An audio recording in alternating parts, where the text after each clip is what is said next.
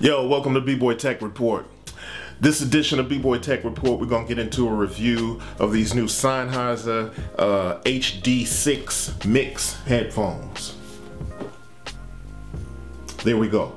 HD6 Mix headphones. I saw these when I was at NAMM this year, and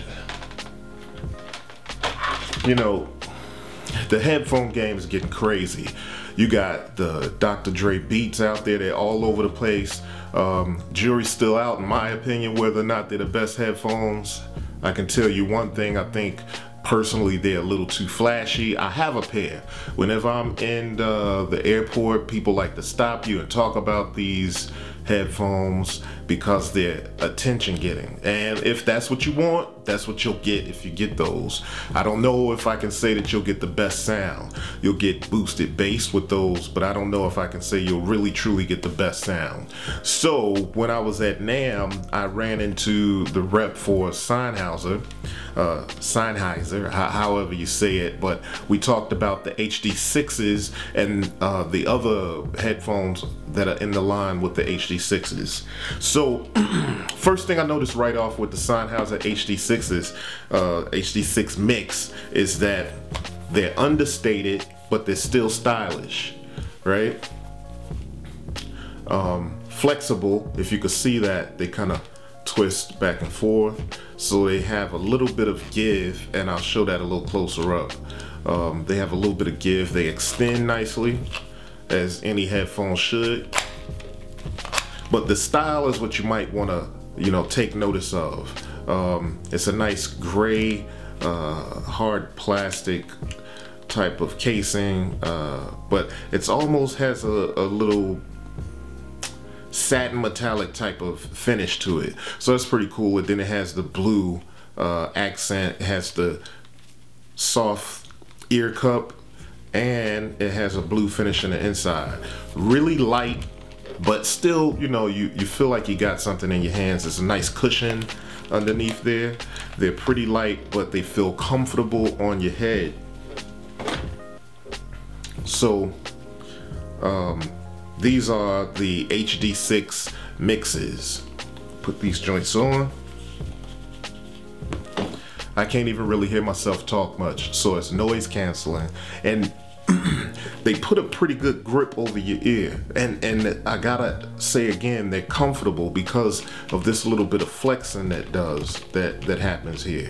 You can't exactly fold them and bend them and stuff like a DJ headphone, but they're nice and flexible so that you can kind of move them around a little bit, and you still get what you need. They come with this little coil here, the coil connector. Now here's another thing that's cool with these. You get a plug on one side, but you also get a plug on the other side, and they're notched. If you could see that a little bit, I'll put a close-up of it, but this connection is notched, so you can't just use any type of connector with these headphones. I imagine if you lose that, you might be out of luck. I'm sure you can get on Sennheiser's page and buy another pair or another cable, but it's a good long coiled cable, so straight for, I don't know, about 2 feet, and then there's about another 1.5 to 2 feet of coil, so it'll stretch quite far. On the other end here, it comes with the 1/4 inch jack connector. You can unscrew that. It's well attached. It even feels a little springy. So, and then it goes to the 1/8 inch connector. But once you have that, you can put this right back on there, screw it back together. And it screws back on so that, these things come up lost all the time. But with this, it kind of screws on, keeps you good. So that's how it looks. That's how it feels. Nice piece of headphones. The packaging, let's get into the packaging before I get into the sound. Here's the packaging, and they kind of went all out, because when you pay a couple $100s for a nice pair of headphones, you kind of expect nice packaging. That's the least they could do, right? So not only do they have a nice product, but they have really nice packaging, and it comes like so in this little carrying case. The carrying case has a zipper, right? As you can see, it zips up, it has 2 zippers. You can kind of throw that in your book bag and don't have to worry about your headphones getting damaged. So let's put that in here like so.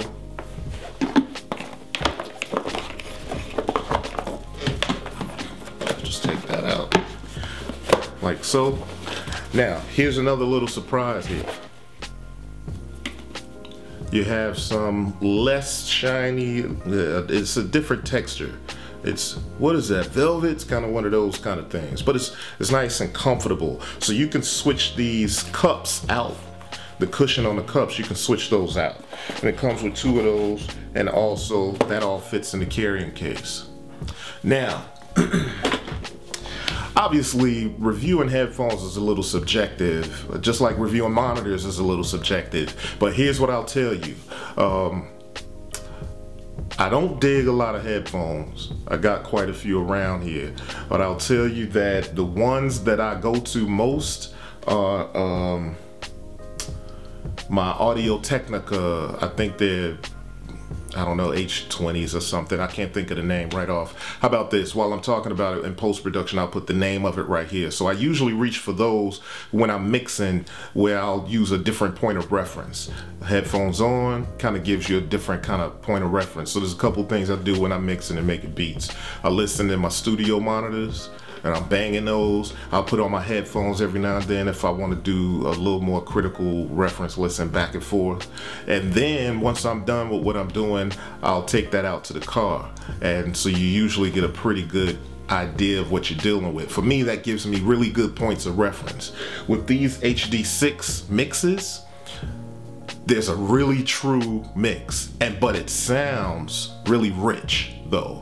So you get a good idea, and I can tell you when I put these on, I can hear a little better the effects, and that's something that not a lot of people realize. With headphones, you should hear a little more detail. Sometimes your speakers can be tuned to the room, and they give you the sound that they give you, and I'm one, you know, I mix loud. Maybe that's not appropriate. Some people don't do it that way, but I like to hear it bang, right? But when I put my headphones on, I like to be able to hear a little more detail. Or either you can turn the speakers down a little bit and you can hear what the reverb and the echoes and delays and all that kind of stuff, and the, you know, the de-essers and stuff are doing. That's some of the detail that I heard in these headphones, but it still was rich. Now, from what the guy told me at NAMM, if you want to wear these with like your iPod or something, it may not give you all the power you need. It has 130 ohm resistance in them. Let's check the stats. Accurate sound reproduction from the proprietary acoustic system that Sennheiser uses. That's true, sounds good. Crafted from durable, high quality parts to guarantee years of use. I haven't had them for years, so I don't know, but it does feel durable. It doesn't feel cheap, feels nicely made, and I like the understated kind of fresh style that it has. Let's see, 150 impedance, 150 ohm impedance for optimal compatibility with studio and mixing equipment. So that's the key. It's not 130, it's 150 ohm impedance, and that should work best. You're getting a certain kind of impedance that works best with mixing equipment and studio equipment. So you may need a little bit more power for the drivers in this headphone if you're planning on using it with your iPhone or whatever portable music system you might be carrying around. But in the studio, you're getting optimal power, optimal push for the drivers in these headphones, and they sound great. I'm telling you, because I've plugged it up to my studio and I've listened for a couple weeks now. I've been using them over and over, and I've found that I've reached for those a little more than my Audio-Technicas, and I certainly think they look better than the Dr. Dre Beats. That's all subjective. You may like the flashy, you know, you may be the cat that likes the rims, the 26-inch rims in your car. I like rims, but maybe 20-inch, maybe not chrome, maybe powder gray or something, powdered out, you know, more muted. So not to compare these headphones to rims, but I'm just saying those are the kind of difference. If you like a Dr. Dre Beats, you may be into a little more consumer end type of sound where the frequencies are pushed up a little more and you're not getting a more true sound. With these, you get a true sound, plus the frequency range is something like 8 hertz all the way up to 30 kilohertz. Now the human hearing range is 20 hertz to 20 kilohertz. So it goes above that on the top end and below that on the low end. So you're really able to hear good detail, and it's a rather true, I won't say flat, but it's true. It's a true frequency response, because what I heard here is what I hear in the car. It's pretty true to what I hear in my studio monitors, but it translates well. So I'd recommend these. Just like I say, I usually don't review things that I wouldn't recommend. So if you're seeing this review, obviously I recommend these joints. So I'll get some close-ups on them. You'll be able to see them. This has been B-Boy Tech Report. I'd say if you're in the market for headphones, these HD6 mixes for studio use and monitoring are a pretty good choice. So go out and check them out. This has been B-Boy Tech Report. Come back and check me out next time. Peace.